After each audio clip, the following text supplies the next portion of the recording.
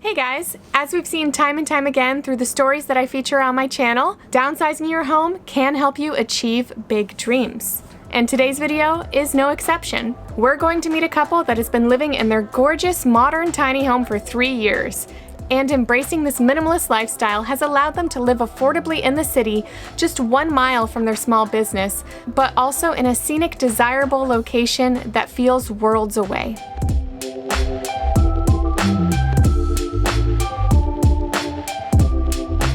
Okay guys, let's take a tour. Make this house our tiny home.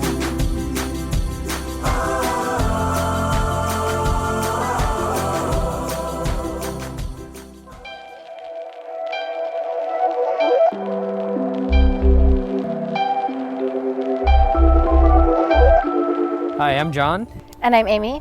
and this is our Tiny house.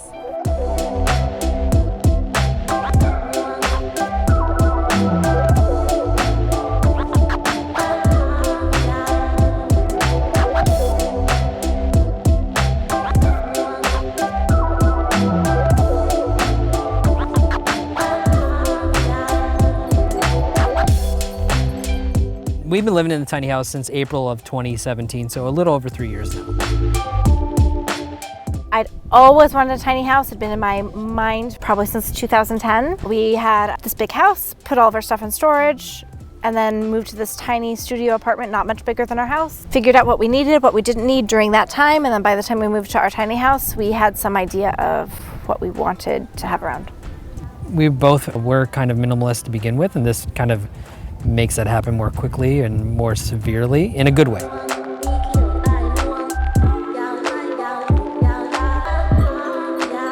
When it's birthdays or holidays and our families want to buy us stuff, we ask them for tickets to plays or tickets to places. And that's what you remember in 20 years anyway. You don't remember some shitty sweater you got.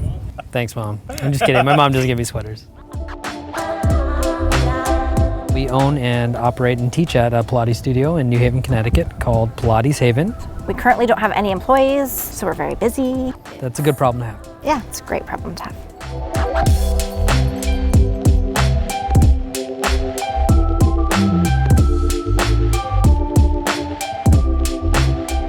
Living in a city, we like the idea of having a separate home that didn't share walls with everybody else, that was somewhere pretty and quiet, but in a city that is like a mile from our work, and that was a big thing.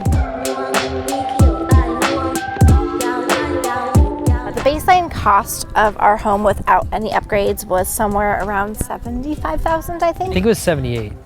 Yes, that's It was 78,000, and we had a few extra customizations. Yeah, we added this dishwasher, washer dryer. Butcher block countertops. It was still under $90,000, which for where we live in Connecticut in a city. That's accessible, you know, to have a house for that price. We like that the house has big windows, a contemporary design, high ceilings. What I enjoy about living in a small space is how little time it takes to clean your house. Oh yeah, we 5 clean to 10 minutes. every morning before we go to work, and then you come home to a perfectly clean house, and it takes no time, and it's amazing. All right, welcome to MTV Cribs, Tiny House Edition. Come on in.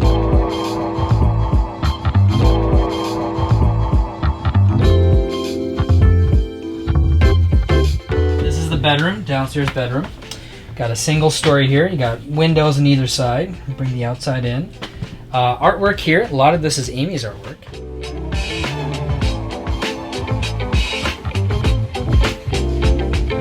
This is storage. We have like winter scarves and hats.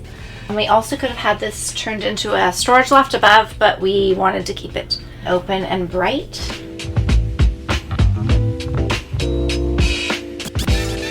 I keep all of my clothes in this closet, which is kind of tiny. And then John keeps all of his clothes in this little drawer. So this drawer is great because it goes all the way underneath the bed. And if you fold things and then you roll them up, you save a lot of space. And now we're gonna move on into this room. So we have your sofa here, we have your TV.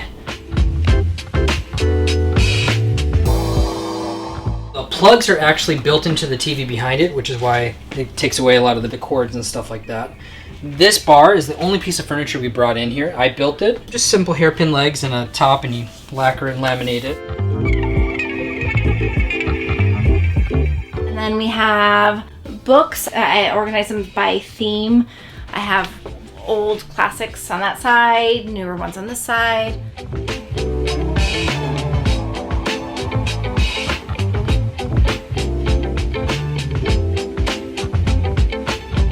These are my grandfather's encyclopedias. They're from 1973, I think. The information in them is mostly incorrect by this day, but it's kind of fun to look at them, take one out. And same thing with the Time Life books. They're pretty fun too.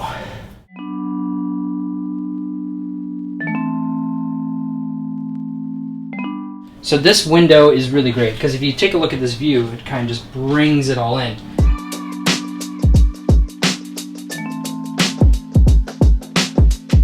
If you're having a tiny house, I recommend having as many windows as possible to bring in your visual space from the outdoors in. Also, the same thing was going with the ghost chairs here. You kind of see through them so they don't take up that visual space.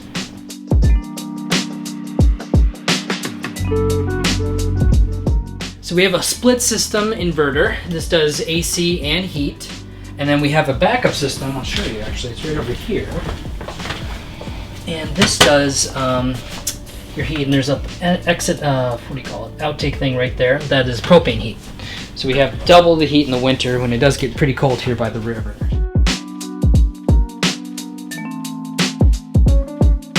I did care about having a dishwasher because we work a lot of hours and we do cook a lot. So we have dishwasher, full stove, 4 small burners, 1 big burner in the middle, which at some point I want to make a griddle part. And it's a propane stove. We've cooked Thanksgiving on it. We've had lots of people over for dinner.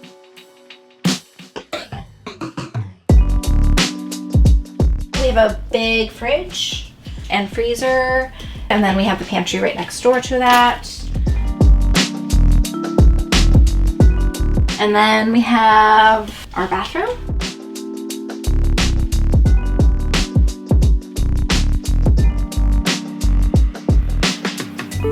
We have the washer dryer combo unit, a dry flush toilet that I kind of made up. So it's half dry flush, half sort of compost. And then we have a full-sized bathtub shower.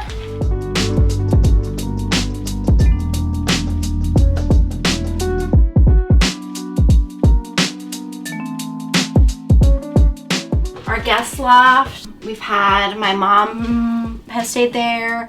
We've had a friend from Ireland stay there. We had a friend from the Netherlands stay here for 8 days. And we have a license plate from Minnesota, from John's car, because he's from Minnesota, and a license plate from Albany County, Wyoming, where I'm from. And then I have this picture that is something my grandfather had started when he was serving in Italy during World War II. He owned an art studio in Chicago and was a professional artist his whole life. After he died, when I was a teenager, I finished the rest of it, researched pictures of it. So that was one of the things that made it to our house, along with all the books and other paintings and art that meant something to us.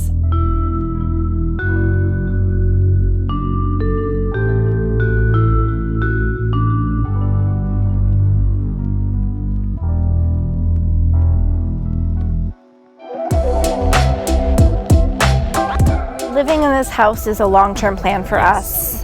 At some point it would be nice for various reasons to have our own land to live on, but we also like living on the marina. Even right now it's really nice to have outdoor space that we can invite people over to when they can't come inside. People can bring their own blankets, sit on the dock, we can sit away from them and still see friends, and that's been a huge help this summer.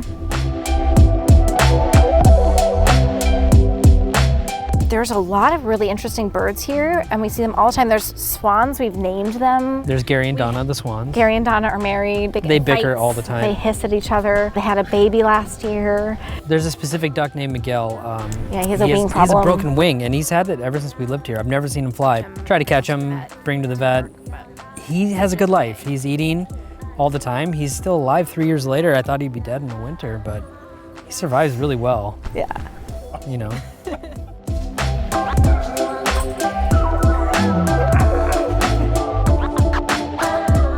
Thanks for watching this week's video. Make sure to like, share, and subscribe, and check back next week for an all-new video.